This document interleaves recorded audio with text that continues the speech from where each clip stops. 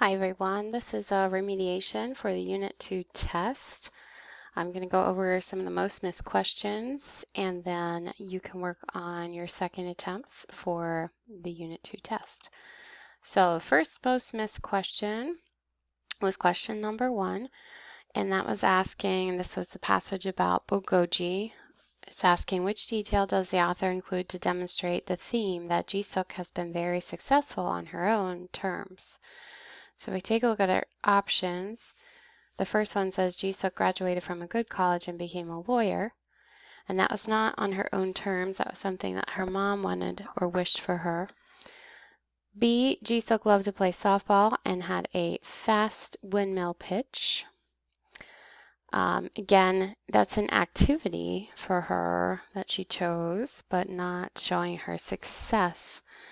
But C is our best answer. Jisuk appeared in an article in a local magazine, and that was because of the success of her business with the food truck, right? Next most missed questions were 5 and 6. Okay, and this has to do with the story about the young lady who was interning at a nursing home. So number 5 says, a theme in this story is that sometimes people are not always what they appear to be. Which statement develops this theme? And our first option is correct. Michelle wears a football jersey and jeans to her internship at the nursing home. So if you think about it, her appearance going into an internship, which is a place of employment, and to show your skills, she's not dressed very professionally. She's not dressed necessarily appropriately for that job. So her appearance is saying something about her, but that's not really accurate. She does go in and she does do a good job.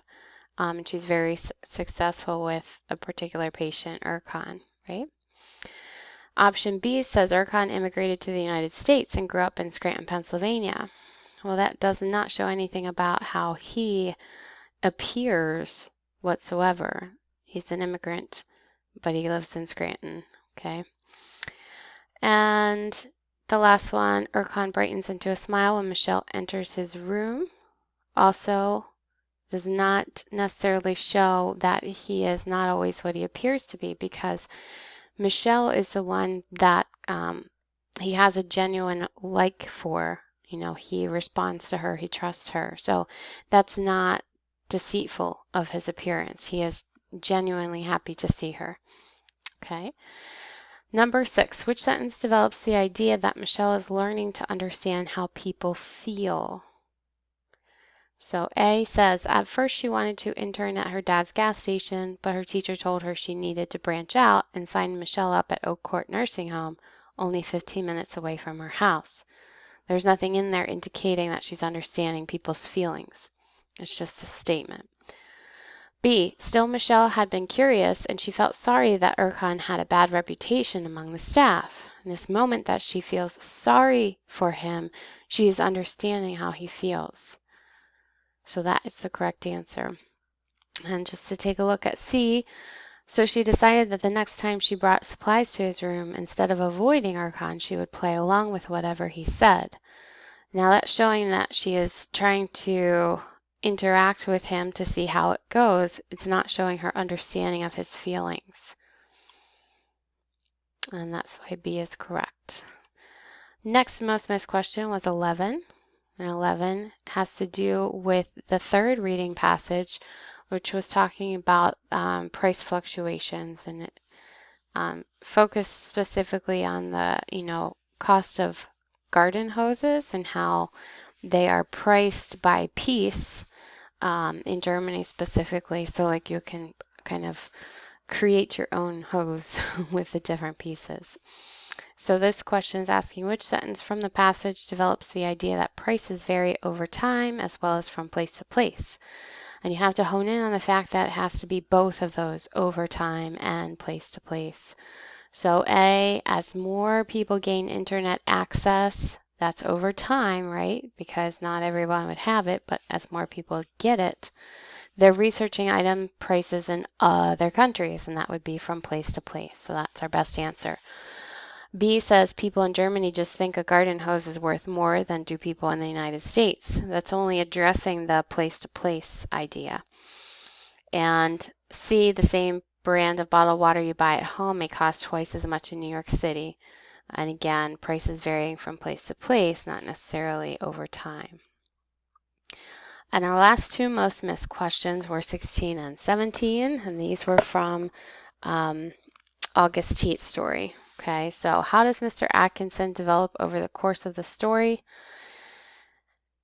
And we're looking at C being the correct answer. He is friendly and kind to James, but transforms into a menacing man sharpening his chisel in the stifling hot attic. If we take a look, A says he is content with himself and his appearance until he sees the picture James drew of him and becomes self-conscious.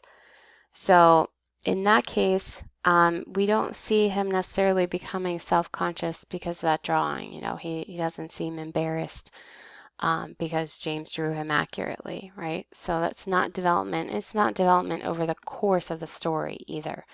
When we see that word choice, it means like from when we first are introduced to him, which is showing, you know, he was friendly and kind, to when the story is wrapping up. And the middle option B, he is a talkative stonemason who takes pride in his work but remains silent as he struggles to repair a table leg. That silent and struggling, not necessarily what happens in the story to show character development. And then 17, we're taking a look at this little excerpt from the story, and we're looking at the question, what does James's interaction with Mr. Atkinson in this scene reveal about James? So again, character development. For some time I sat in silence, then a cold shudder ran down my spine. I asked him where he had seen the name. Oh, I didn't see it anywhere, replied Mr. Atkinson. I wanted some name, and I put down the first that came into my head. Why do you want to know? It's a strange coincidence, but it happens to be mine. What does James's interaction with Mr. Atkinson in this scene reveal about him? So again, that question. And it is that he's unnerved. James is unnerved to think that something abnormal has taken place. He says, it's a strange coincidence, but it happens to be mine. Some of the indicators, he sat in silence. He has a cold shudder run down his spine.